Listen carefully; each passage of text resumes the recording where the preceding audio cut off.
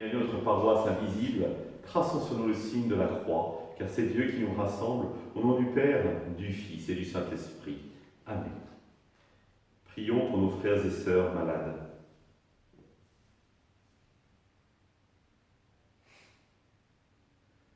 Prions pour les soignants et tous ceux qui œuvrent pour le bien commun.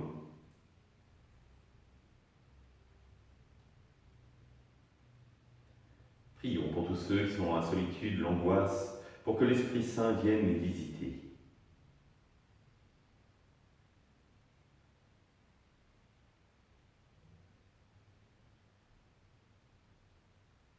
Pour manifester notre communion, j'ai maintenant allumé cette bougie au cierge pascal.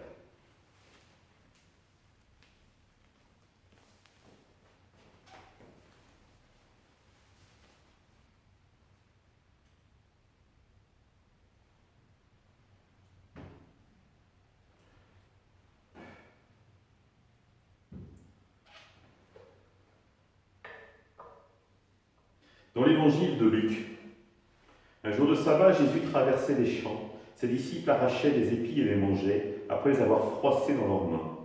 Quelques pharisiens dirent alors : « Pourquoi faites-vous ce qui n'est pas permis le jour du sabbat ?» Jésus leur répondit : « N'avez-vous pas lu ce que fit David un jour qu'il eut faim lui-même et ceux qui l'accompagnaient ? Il entra dans la maison de Dieu, prit les pains de l'offrande, en mangea et en donna à ceux qui l'accompagnaient. Alors que les prêtres seulement ont le droit d'en manger. Il leur disait encore : le Fils de l'homme est maître du sabbat. Acclamons la parole de Dieu. Louange à toi, Seigneur Jésus.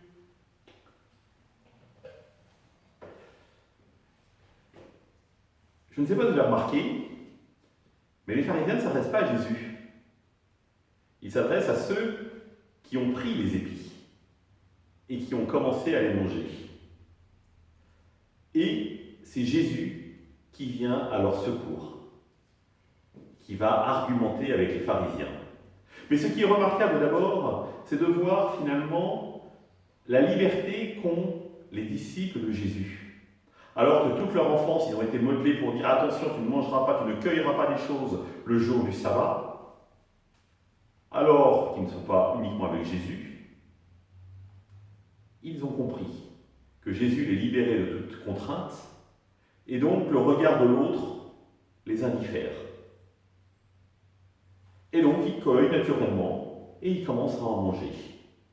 Et ce qui a naturellement heurterait tout juif, parce que finalement ils renient la loi des pères. Et donc la question des pharisiens est légitime, même si elle nous paraît un peu dépassée pour nous aujourd'hui. Et Jésus ne laisse pas ses disciples seuls.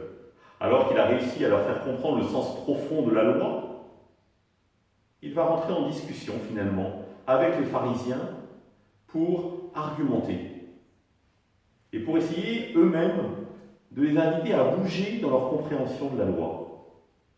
Et ce qui est intéressant, c'est que pour le faire, il cite l'Écriture. L'événement qui s'est passé avec le roi David, alors qu'il était en fuite et qu'il a mangé des pains qui étaient consacrés à lui et ses hommes, consacrés et réservés aux prêtres. Donc il a transgressé la loi auprès, parce qu'il y avait un bien plus grand qui était attendu. Et là, Jésus veut leur faire comprendre finalement que cueillir n'est pas quelque chose de fondamentalement important. L'important, c'est que l'homme puisse se nourrir, l'homme puisse grandir. Et donc, il va essayer de mettre en perspective les commandements de la loi par rapport à ce qui est dans la loi, la substantifique moelle de la loi. Tu aimeras ton prochain comme toi-même, tu aimeras le Seigneur ton Dieu de ton cœur, de ton âme et de ton esprit.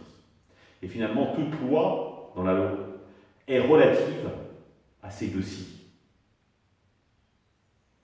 Évidemment, c'est un tel déplacement dans leur relation à Dieu, dans leur relation sociétale, que les pharisiens ont du mal.